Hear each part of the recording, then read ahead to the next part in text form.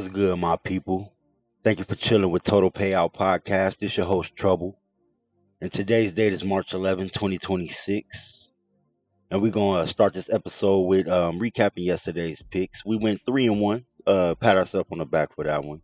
Scoot Henderson, half court three at the buzzer. No meaning to the game whatsoever for going 2-2. We appreciate that, Scoot. We had the under in the Atlanta Hawks game, under 239 and a half. They hit 236. And that was with a 60-point quarter and a 70, almost 80-point quarter. They still went under. Like I said, they gonna have one or two of them volatile quarters, but I just felt that line was inflated, and the D, 3 points under, not nothing to sneeze at, but it went under. So you cash it, can't complain. We did the L we did take was Boston plus 3.5. Wemby went nuts. Nothing we could do about that. Obviously, with Jaylen Brown getting kicked out the game, I mean, you kind of seen the writing on the wall. Halftime, it was a tight game. Boston kind of controlled the first half, but couldn't hang on in the second half. No JB, your leading player this entire year. Just come to expect that, man. Like I said, we had Portland plus 3.5. They did barely cover that, down 5 with pretty much 3 seconds left on the clock. No time, no meaning in the game whatsoever. Scoot Henderson subbed in the game the previous possession to hit a 3 to tie it up and didn't even get the shot. But then at that last shot, 3 seconds to go, just heave it up at half court and went in to lose by 2. So it's basketball, man. It's crazy. It's a crazy sport. You watch for 48 minutes just to come down to the last 3 seconds to get the coverage. So you can point at any point of the game, but that's a bad beat if you had Charlotte. Trust me. And then we had the Lakers to end the night plus 2.5. Like I said, Luka and Ant got something going on. Not like, bad going on, but some kind of rivalry going on where either one shows up, they go nuts against each other. I've been watching them. So yeah, we went 3-0 yesterday. We going nothing to sneeze at. We're gonna take that W, move on to the next day. We got 3 picks today. So we're gonna go ahead and look at 3 games. We got the Cleveland Cavs versus Orlando Magic, and we got Houston versus Denver, and then we got Minnesota versus the Clippers. So we're gonna try to go ahead and get the books again, man. Try to sweep them today. We're gonna start today off handicapping the Cleveland versus Orlando matchup. This is their third meeting. The first meeting happened January 24th of this calendar year. Home game for Orlando. Cleveland plus 1 came through 119-105 under 226.5. Then the second meeting happened January 26th. Cleveland won 1498, another under 223.5. Now head to head, Cleveland is 6-4 straight up last 10, 5-5 against the spread last 10, and 4-6 to the under. Cleveland profile 15-5 straight up last 20, 5-1 straight up last 6 versus Orlando, 5-1 against the spread last 6 versus Orlando. But they are only 1-5-1 last 7 in March against the spread. Now, Orlando's profile 7-3 against the spread last 10, 5-1 straight up last 10. They are only 1-4 against the spread last 5 at home, 8-3 straight up last 11 in March, and 4-2 straight up last 6 on Wednesday. So they ball on this day, and in March they kind of turn it up, in March. Now, the overall profile: Cleveland 18-13 straight up away, Orlando 20-12 straight up at home, Cleveland 14-17 against the spread away, and Orlando 14-18 against the spread at home. So both of these teams kind of not so great against the spread in this situation, but as far as straight up, kind of good. Now, kind of looking at this, obviously Cleveland been dominating Orlando this season. I like Cleveland, man. As far as overall, they got some superstars over there. I just feel Cleveland got some kinks to iron out right now in their game and the way they playing. They balling. But certain scenarios I just can't roll with them. No Jared Allen, so that means Evan Mobley's has to play the 5, which means they really don't have a center at this point, because Evan Mobley's a power forward, glorified center at the most in today's NBA. After that, the big men are sparse. They're 6'7", 6'8". You know what I mean? And Orlando, not the biggest team, but they have bodies over there, and they're a great rebounding team, and they're rugged. And if you're relying on James Harden and them to get in the paint, they're really small at the guard position. So I just feel like that 3.5. I'm taking Orlando plus 3.5 in this game. My line has this as a pick. Obviously, home court advantage factored into that. So without the home court, Cleveland 2.5. But with the home court, it's a pick for me.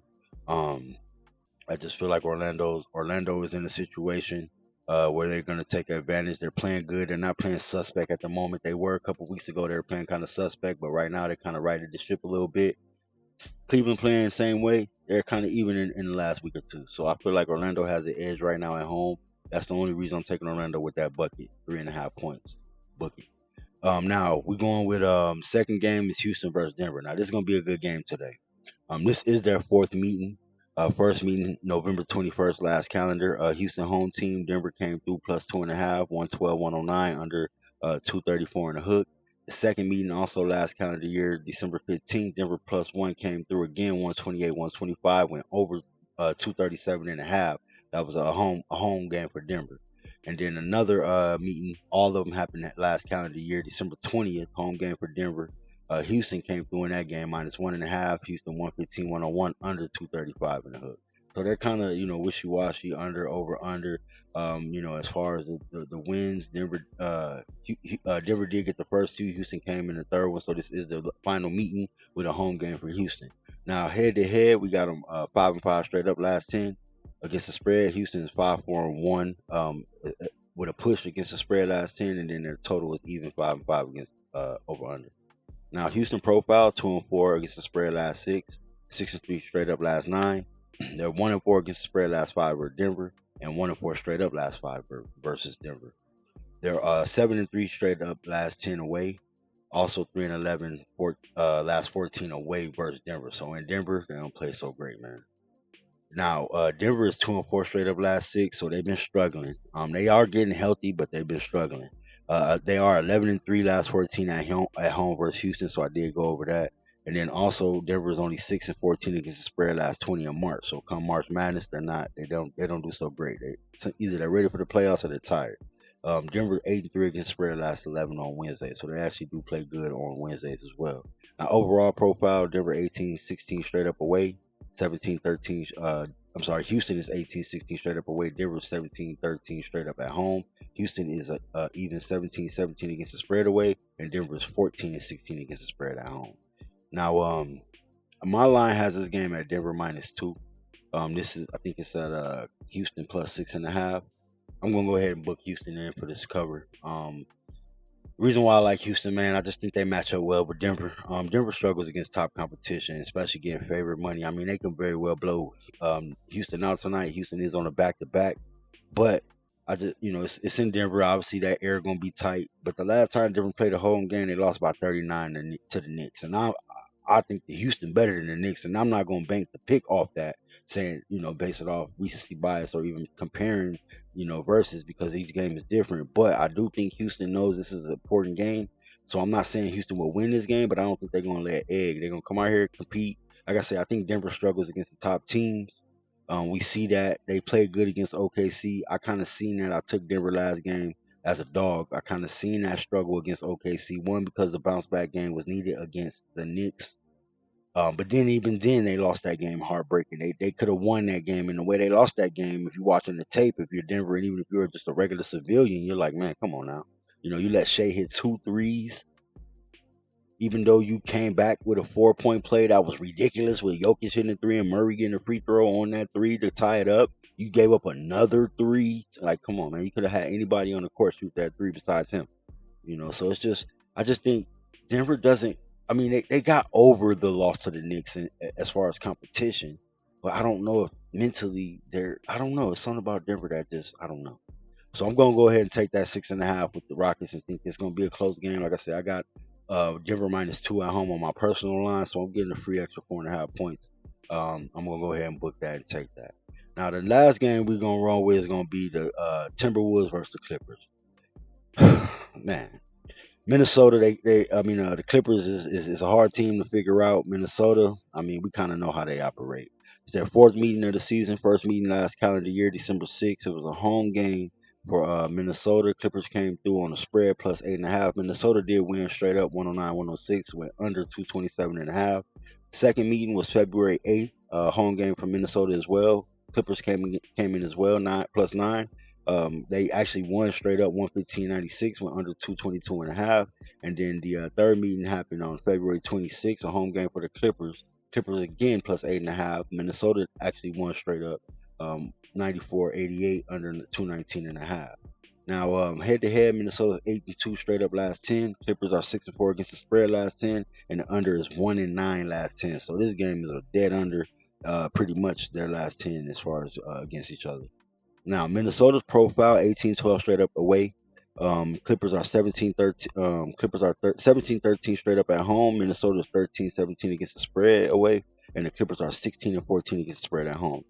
Now, against the West, Minnesota's 11-9 straight up away, and then the Clippers are 11-7 straight up at home. Minnesota's 7-13 against the spread away against the West. Clippers are 10-8 against the spread against the West at home.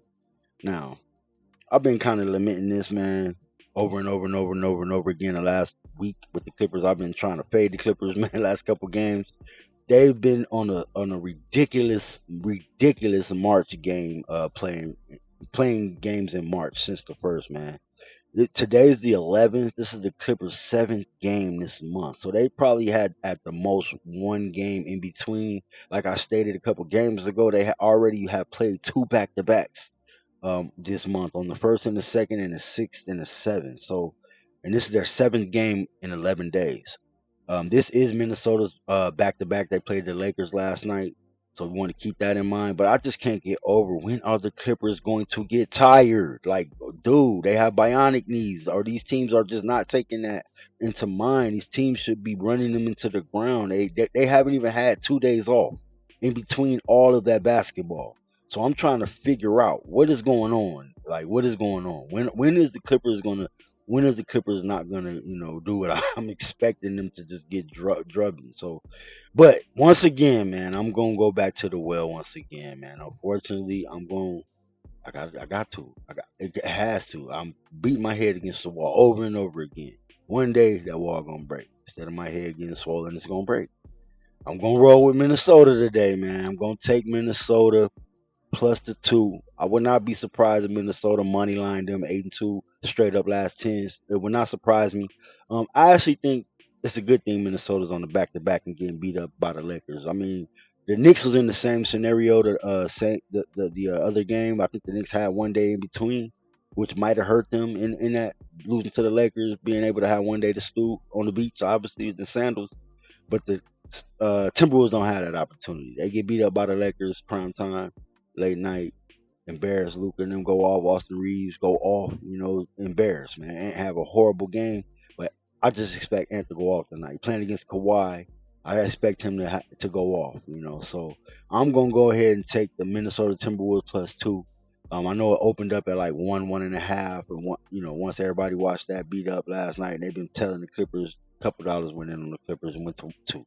So I'm going to jump on Minnesota plus this 2 points. I like them on the money line. Would not be surprised if they money line the Clippers, because eventually, man, they got to catch up to them. It's basketball. It's human nature. It's human DNA. Ain't nobody just that bionic in life where we just, I'm not saying they can't, but, we watch this stuff, man. They go through it.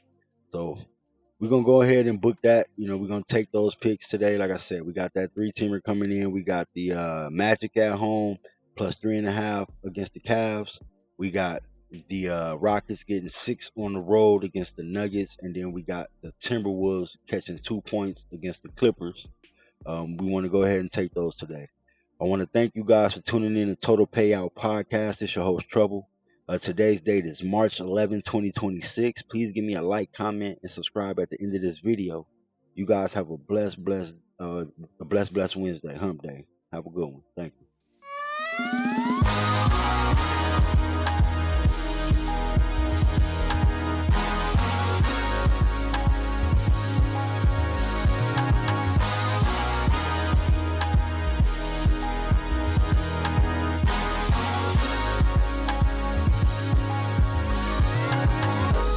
A heavyweight, they be light work. Change my lane on these niggas and it might work.